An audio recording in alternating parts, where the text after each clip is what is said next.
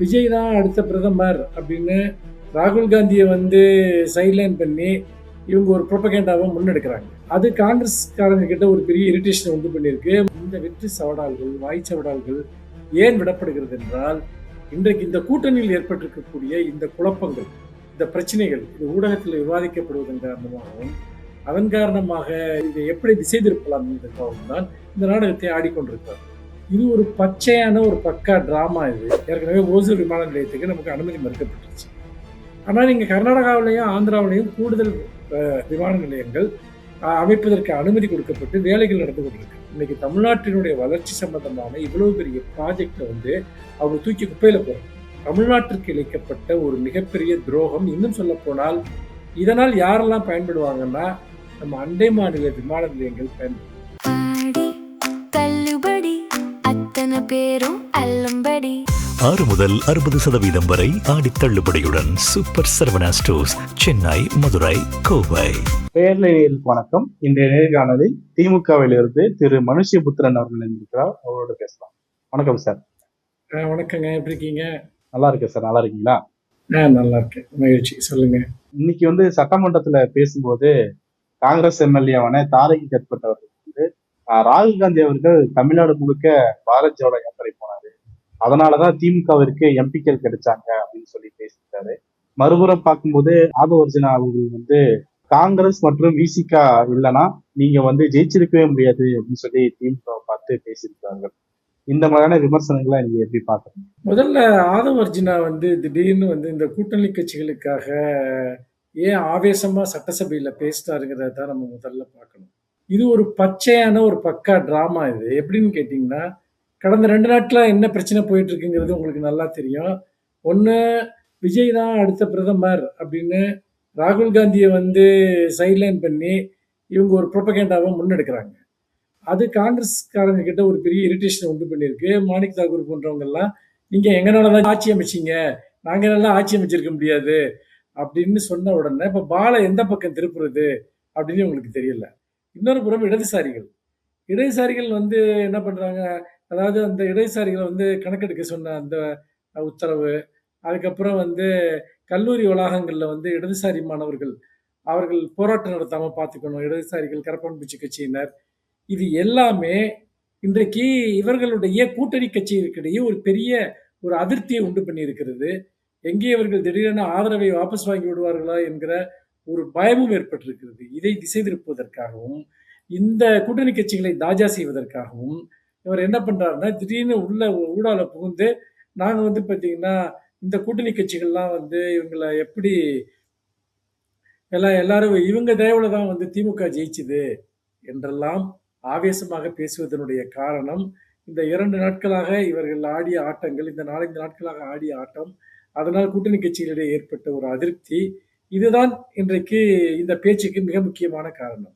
இதுல இன்னொன்னு விஷயமும் நீங்க வந்து நம்ம கவனிச்சு பார்த்தோம்னு சொன்னா, இவர் வந்து தேர்தலுக்கு முன்னாடி இந்த கூட்டணி கட்சிகளை பற்றி எவ்வளவு கேவலமாக விஜய் பேசினார், ஆதவ் அர்ஜுனா பேசினார் என்பது உங்களுக்கு நன்றாக தெரியும். அந்த அளவிற்கு என்னன்னு சொல்ல போனா, விசிகாவை பத்தியெல்லாம் அந்த கட்சியில ஒரு 10 பேர் தான் இருக்காங்கன்னு ஆதவ் அர்ஜுனா பேசினார்.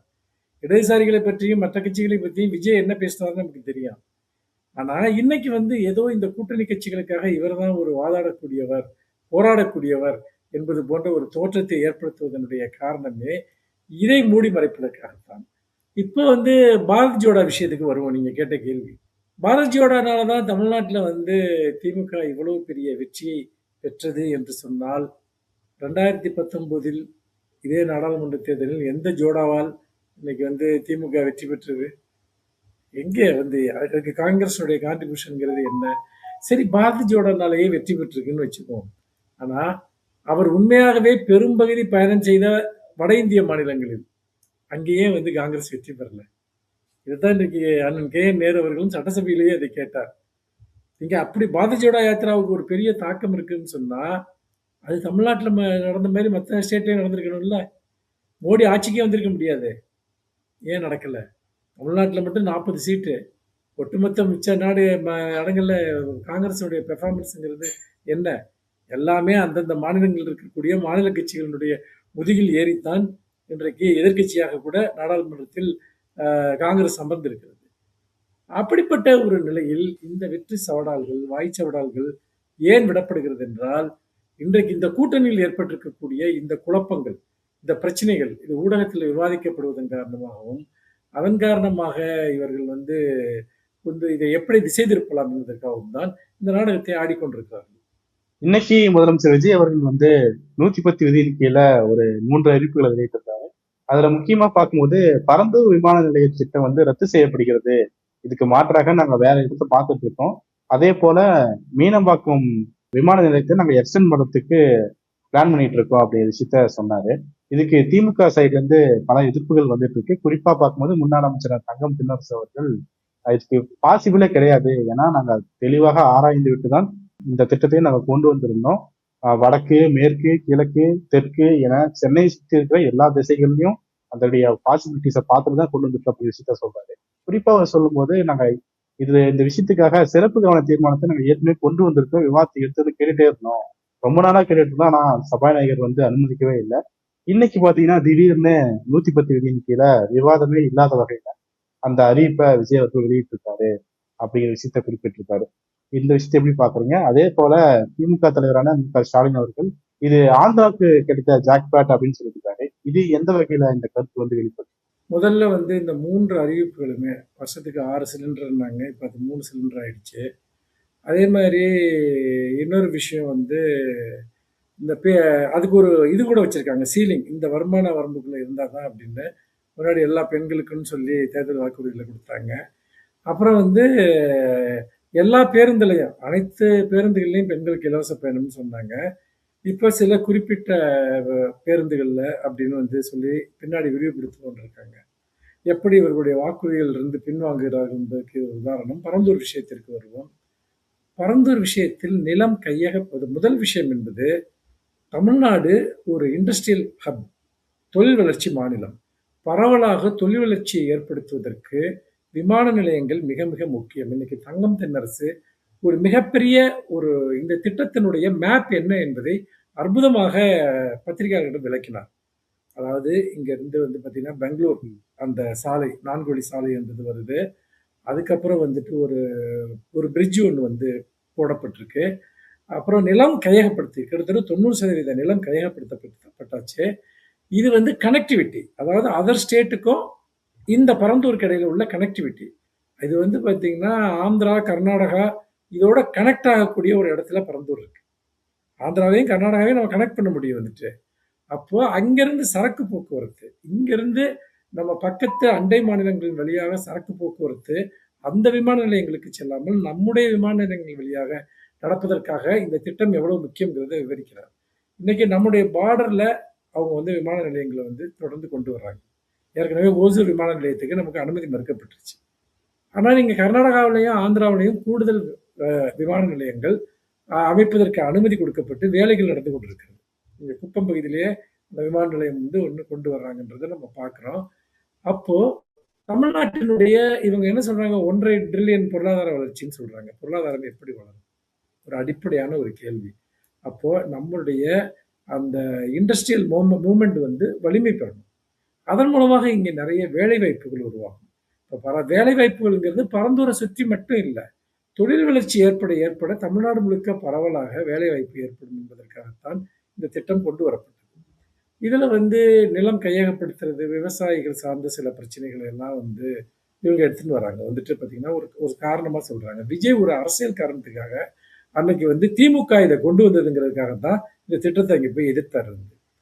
ஆனா அதுக்கு ஆல்டர்னேட்டிவ் அவங்க கிட்ட என்ன இருக்கு? அங்க விவசாயிகள் பாதிக்கப்படுறாங்க அப்படிங்கிறதா இவங்களுடைய முதல் விஷயம். விவசாயிகளுக்கு சந்தை மதிப்பை விட அதிக விலை கொடுத்து அவங்களுக்கு வந்து 90% பேர் வந்து செட்டில் பண்ணியாச்சு பணத்தையே வந்து. இப்போ இந்த திட்டத்தை கேன்சல் பண்ணா இந்த கொடுக்கப்பட்ட பணத்தினுடைய நிலை என்ன? இந்த லேண்டை வந்து வேற பயன்பாட்டுக்கு பயன்படுத்த போறாங்க. அப்படி பயன்படுத்தினா அந்த பயன்பாட்டினுடைய விளைவு என்ன? அதுல என்ன தொழில் அங்கே வரப்போகுது? இதைத்தான் தங்கம் தென்னரசு கேட்கிறாரு. இல்ல லேண்டை அவங்களுக்கே திருப்பி கொடுக்க போறீங்களா? அப்ப இந்த நிலம் கையகப்படுத்துவதற்காக செலவிடப்பட்ட பணம் அதை நீங்க ரெக்கவர் பண்ணவே முடியாது. அதை வந்துட்டு பார்த்தீங்கன்னா அப்போ எந்த அடிப்படையில வந்து இந்த திட்டத்தை இவ்வளவு முடிந்த திட்டத்தை வந்து செயல்படுத்துறாங்க?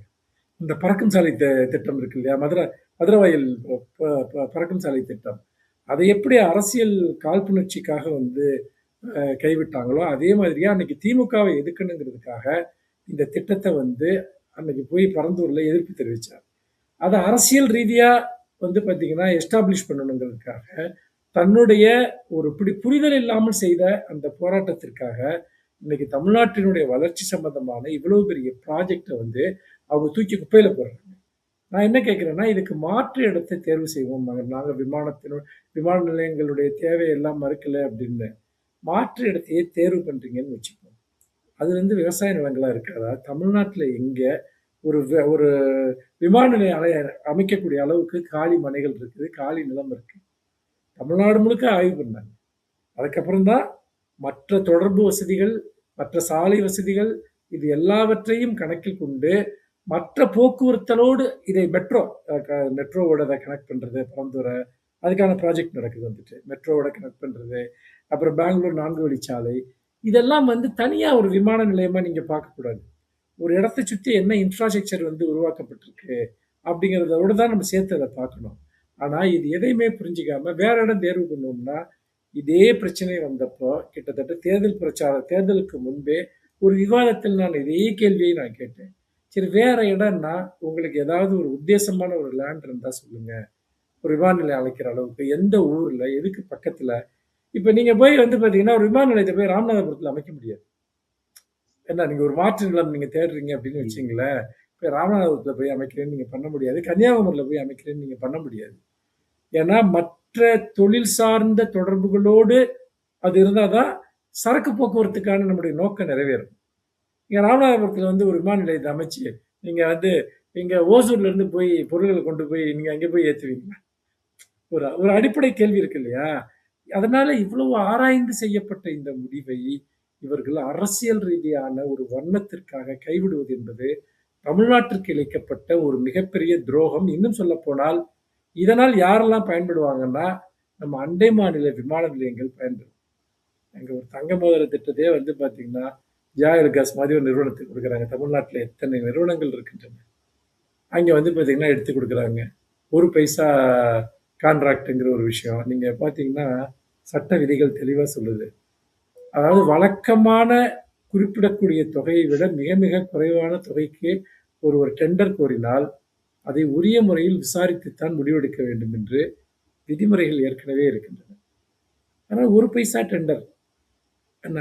ஒரு பைசா கொடுத்து டெண்டர் கேட்கிறான்னா, அதை ஆய்வு செய்யணும். உடனடியாக முடிவெடுக்கக்கூடாது என்று திட்டவட்டமாக வழிமுறைகள் இருக்கின்றன.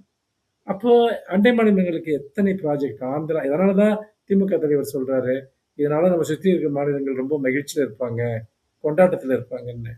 அது உண்மைதான். ஏன்னா விஜய் ஆட்சிக்கு வந்ததுமே வந்து டி.கே. சிவகுமார் என்ன சொன்னாரு, தமிழ்நாட்டில் ஆட்சி மாற்றம் நடந்துருச்சு, இனி நமக்கு பிரச்சனை இல்லை, மேகதாட்டு அணைகளை கட்டிடலாம், மேகதாட்டு அணையை கட்டிடலான்னு தான் அவர் சொன்னார்.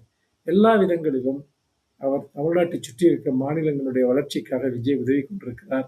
அடுத்த தேர்தலில் அவர் தமிழ்நாட்டிற்கு பதிலாக பக்கத்து மாநிலங்கள் எதிலாவது போய் போட்டியிட்டால் அவருடைய வெற்றி வாய்ப்பு இன்னும் பிரகாசமாக இருக்கும் என்று நான் நினைக்கிறேன். இன்னைக்கு சட்டமன்றத்துல பேசின அமைச்சர் மரியவில்சன் அவர்கள் வந்து போன ஆட்சியில பள்ளிக்கல்வித்துறையில வந்து பள்ளிகளை தொடங்குவதற்காக லஞ்சம் வாங்கப்பட்டது, அதுக்கு நானே நேரடி சாட்சியாக இருக்கிறேன், நானே லஞ்சம் கொடுத்திருக்கிறேன் அப்படின்னு சொல்றாரு. அதை எப்படி பாக்குறீங்க? இது திமுக நெருக்கடியா அமைஞ்சிருக்கு அப்படிங்கிற கேள்வி இருக்கு. ஒரு விஷயம் இவங்கள் குற்றச்சாட்டி ஒருத்தர் கைது செய்யப்பட்டிருக்காரு, விசாரணை நடந்து கொண்டிருக்கிறது. ஒரு விசாரணையில் இருக்கக்கூடிய ஒரு விஷயத்தின் மீது நீங்கள் எதையாவது நிரூபிக்க வேண்டும் என்றால் ஆதாரபூர்வமாக நீதிமன்றத்தில் நிரூபிக்க வேண்டும். சட்டசபையில இதை சொல்வதனுடைய நோக்கம் என்னவென்றால், லஞ்சம் வாங்குவதைப் போலவே லஞ்சம் கொடுப்பதும் குற்றம். அப்படி என்றால் இவர் சம்பந்தப்பட்ட கல்வி நிறுவனங்கள் அனைத்துமே இதுபோல பல்வேறு நிலைகளில் தொடர்ச்சியாக யார் யாருக்கோ லஞ்சம் கொடுத்துத்தான் இவர்கள் கல்வி நிறுவனங்களை நடத்தி கொண்டிருக்கிறார்கள். அப்படி என்றால் இந்த நிறுவனத்தினுடைய நேர்மை என்ன? இன்னொன்று, இவர் அவ்வளவு நேர்மையானவராக இருந்திருந்தால் அன்றைக்கே அதை எக்ஸ்போஸ் பண்ணியிருக்கலாமே. ஊடகங்கள்ல சொல்லியிருக்கலாம், லஞ்ச ஒழிப்புத்துறைக்கு வந்து அதை தகவல் கொடுத்துருக்கலாம். ஆனா இது எல்லாத்தையும் நானே செஞ்சேன்னு சொல்றது, இவங்க தினமும் ஒரு அஜெண்டாவோடு வர்றாங்க. என்ன அஜெண்டான்னா, ஏதாவது ஒரு பழியை, குற்றச்சாட்டை, ஆதாரம் இல்லாத விஷயங்களை சட்டமன்றத்தில் சொல்லணும். அதை சோசியல் மீடியாவில் ட்ரெண்ட் பண்ணணும். இதுதான் இவர்களுடைய நோக்கம். இதுல வந்து பார்த்தீங்கன்னா, சில பேர் வந்து சபாநாயகரினுடைய செயல்களை எல்லாம் வந்து பாராட்டெல்லாம் தெரிவிக்கிறாங்க. 2 பக்கமும் அவர் சமமா நடந்துக்கிறாருன்னு. சபாநாயகர் இந்த பொய்களை சொல்வதை அனுமதிக்கிறார். அது முழுக்க லைவ்ல போகுது. அது சோசியல் மீடியாவுல வந்து ஒரு ரீலா மாறுது, ட்ரெண்டிங்கா மாறுதுங்கிறது அவருக்கு நன்றாக தெரியும். அதையெல்லாம் அனுமதித்து விட்டு, பிறகு அப்படிலாம் பேசாதீங்கன்னு சொல்றது, இல்லன்னா வந்து அவை குறிப்பிலிருந்து நீக்கிறது.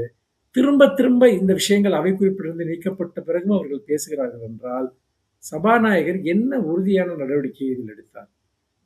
எதிர்க்கட்சி தலைவர் உதயநிதி ஸ்டாலின் என்ன கேட்டார்? இந்த விஷயத்துல இது எல்லாமே அவை குறிப்பில் நீக்கப்பட்டவையெல்லாம் இப்ப அந்த காலத்துல சரி இப்பவும் சரி பேப்பர்ல வராது. நீங்க பார்த்தீங்கன்னா ரிப்போர்ட் பண்ணையில பத்திரிகைகள்ல கோட் பண்ண மாட்டாங்க. ஆனால் இன்றைக்கு ஊடகங்களுடைய தன்மை மாறிவிட்டது, நேரலை மாறிவிட்டது. நீங்கள் ஒரு சட்டசபையில் நின்று கொண்டு எந்த பொய்யை வேண்டுமானாலும் சொல்லலாம். எந்த அவதூறை வேண்டுமானாலும் சொல்லலாம். இதை ஒரு புரொபகேண்டா உத்தியாக, சட்டசபையை ஒரு பிரச்சார சாதனமாக, இன்னும் சொல்லப்போனால் இவர்களுடைய ஒரு ரீல் ஸ்டுடியோவாக இதை இவர்கள் மாற்றியிருக்கிறார்கள். என்ன சபாநாயகர் கண்டிச்சாலும் ஏன் திரும்ப திரும்ப பேசுறாங்கங்கிறத கவனிக்கணும். சபாநாயகர் உட்கார சொன்னதுக்கு அப்புறமா ஆதவர்ஜுனா தொடர்ந்து பேசுறார். இந்த விஷயங்கள சொல்றார். அப்போ அவங்களுடைய செய்தி இந்த நேரலையில போய் ரீச் ஆகணும். அப்ப எதிர்க்கட்சிக்காரங்க கண்டனம் தெரிவிச்சாங்கன்னா, சரி இந்த பிரச்சனைய வளர்க்க வேணாம்னு சொல்லிட்டு அத கடந்து போறார். உண்மையிலேயே இதில் சபாநாயகர்களுடைய ரோல் என்பது மிக மிக அது மோசமானதாக இருக்கிறது. மற்றவர்களைப் போல நான் பாராட்டுவதற்கு நான் தயாராக இல்லை. ஏனென்றால் என்ன நடந்து கொண்டிருக்கிறது என்பதை கூர்ந்து கவனிக்கிற போது மிக வெளிப்படையாக இது ஒரு டிராமா என்பதில் சந்தேகமே இல்லை. இன்னொரு புறம் பார்க்கும்போது அமைச்சர் சீட்டர் நிர்மல்குமார் அவர்கள் வந்து பாஜக கூட கூட்டணி வச்சுட்டாங்க, இனிமே அவங்களுடைய அறிவாலயத்தை வந்து வெள்ளை பெயிண்ட் அடிச்சு வாடகைக்கு விட வேண்டியதுதான் அப்படிங்கிற மாதிரி. அது எப்படி பார்க்கணும்? அதாவது இதை நாம் பதிலுக்கு பதில் பேசினால் மிக கடுமையாக இதற்கு பதில் சொல்ல வேண்டியிருக்கும். மற்ற இடங்களை எல்லாம் எதற்கு வாடகைக்கு விட வேண்டும் என்றெல்லாம் சொல்ல வேண்டியிருக்கும். நான் இதிலே ஒன்றே ஒன்று தான் கேட்க விரும்புகிறேன். பாஜக, திமுக கூட்டணி என்று இவர்கள் பேசுகிறார்கள் இல்லையா?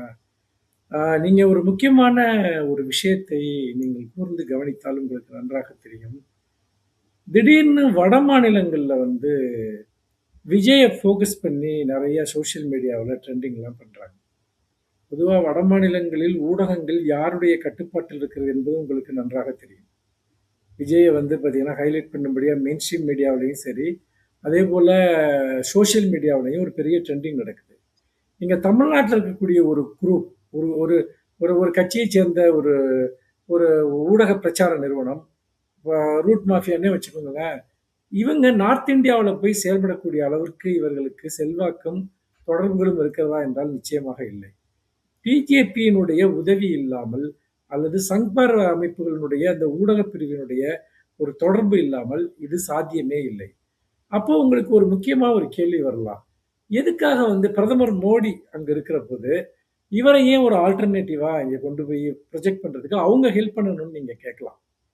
இங்க தான் முக்கியமான ஒரு விஷயமே அடங்கியிருக்கு. என்ன அடங்கியிருக்குன்னா, ஒரு போலரைஸ் பாலிடிக்ஸ். அவங்க என்ன பண்றாங்க, இப்போ வந்து ஒரிசாவுல என்ன நடந்துச்சுன்னு உங்களுக்கு தெரியும். தமிழர்களுக்கு எதிரா அங்க ஒரு அரசியல வந்து உருவாக்குனாங்க. அதாவது வந்து இங்க ஒரு தமிழன் வந்து இத ஆளலாமா? அப்படின்னு. இப்படி ஒவ்வொரு மாநிலத்திலும் ஒன்று ஜாதி, இனம், மொழி, மதம் சார்ந்து இன்னும் சொல்லப்போனா, கடந்த தேர்தல்ல வந்து உதயநிதி ஸ்டாலின் அவர்கள் சனாதனம் பற்றி பேசியத வட இந்தியாவுல ஒரு பெரிய விஷயமா எடுத்துட்டு போனாங்க. அதாவது வந்து தென்னிந்தியா அல்லது தமிழ்நாடு நமக்கு எதிரா இருக்கிறது என்று இந்துக்களிடம் ஒரு பெரிய உணர்வை ஊட்டுவதற்கு. அதாவது தமிழ்நாட்டை மையமாக வைத்து நேஷனல் லெவல்ல எப்படி ஒரு அரசியல் கட்டமைக்கப்படுகிறதுங்கிறதுக்கு உதாரணமா இத நான் சொல்றேன். இந்த 2 இன்சிடென்ட்டையுமே நீங்க எடுத்துக்கங்க வந்துட்டு. ஒண்ணு அந்த ஒரிசாவுல அந்த தமிழ்நாட்டை சேர்ந்த ஒரு அதிகாரி, அவர மையமா வச்சிருந்ததும், இந்த பூரி ஜெகநாதர் கோயிலினுடைய சாவி தமிழ்நாட்டுல இருக்குன்னு சொன்னதும், அங்கே வந்து ஒரு தாக்கத்தை ஏற்படுத்துச்சு. ஒரு பிரச்சாரத்துக்கு. என்ன இத நம்ம வந்து சில விஷயங்கள அலட்சியப்படுத்தாம யோசிச்சோம்னா, இந்த தொடர்புகள் நமக்கு நல்லா புரியும். இன்னொரு மிக முக்கியமான விஷயம் என்னன்னு கேட்டீங்கன்னா, நான் 2வதா சொன்ன உதயநிதி ஸ்டாலின் அவர்களுடைய ஒரு ஸ்டேட்மெண்ட். அந்த ஸ்டேட்மெண்ட்ட எந்த அளவுக்கு இவர்கள் ஒரு பெரிதா எடுத்துட்டு போனாங்கன்றது.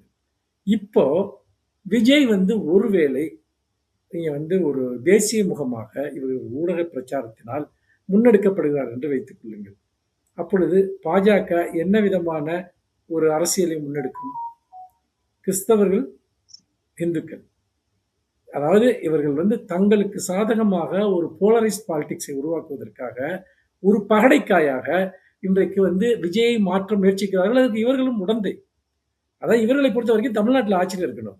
ஆனா தேசிய அளவுல வந்து ஆட்சியில வர்றதுக்கு இது மோடி திரும்பவும் ஆட்சிக்கு வருவதற்கோ அல்லது பாஜக வந்து ஒரு தேர்தல் பிரச்சார உத்தியாக இந்த சிறுபான்மையினர் கிறிஸ்தவர்களுக்கு எதிரான இந்த அரசியலை முன்னெடுப்பதற்கோ விஜயை ஒரு கார்டாக அவர்கள் பயன்படுத்த முயற்சிக்கிறார்கள் என்பதை வெளிப்படையாக பார்க்க முயற்சிக்கிறது. அதற்கு இவர்கள் ஒத்துழைக்கிறார்கள். வட இந்திய ஊடகங்களில் திடீரென சம்பந்தமில்லாமல் எந்த விதமான ஒரு பங்களிப்பையுமே இன்னும் ஆட்சி பொறுப்பில் செய்யாத விஜய், அவர் வந்து பார்த்தீங்கன்னா, எப்படி ஒரு தேசிய முகமாக மாற்றலாம் என்று இவர்கள் முயற்சிக்கிறார்கள். அப்போ இந்த விஷயத்துல காங்கிரஸ் இவர்கள் வந்து பார்த்தீங்கன்னா, ஏதோ விஜய் வந்து ராகுல் காந்திய பிரதமராக்குவதற்கு உதவி பண்ணுவாரு அப்படின்னு நினைச்சுக்கிட்டு ராகுல் காந்தி உ உள்ளிட்டவர்கள் வந்து அங்கே போய் நின்னு தங்கள் ஆதரவ குடுத்தாங்க. ஆனா இவர்கள் எல்லோரையும் தூக்கி சாப்பிடக்கூடிய, ஹேண்டில் பண்ணக்கூடிய ஒரு புரோகிராம் வந்து பிஜேபிக்கு இருக்கு. அவங்க வந்து நாளைக்கு நீங்க நல்லா எடுத்தீங்க, விஜய்க்கு எதிரான ஒரு அரசியலை, கிறிஸ்தவர்கள், இந்துக்கள் என்கிற ஒரு அரசியலை பிஜேபி முன்னெடுப்பதற்கான ஒரு பாதை இப்போது போடப்படுகிறது. இந்த சூழல்ல பல்வேறு முக்கியமான கருத்துக்களை பகிர்ந்தீங்க. உங்களுடைய நேரத்துக்கும் கருத்துக்கும் மிக்க நன்றி. வணக்கம்.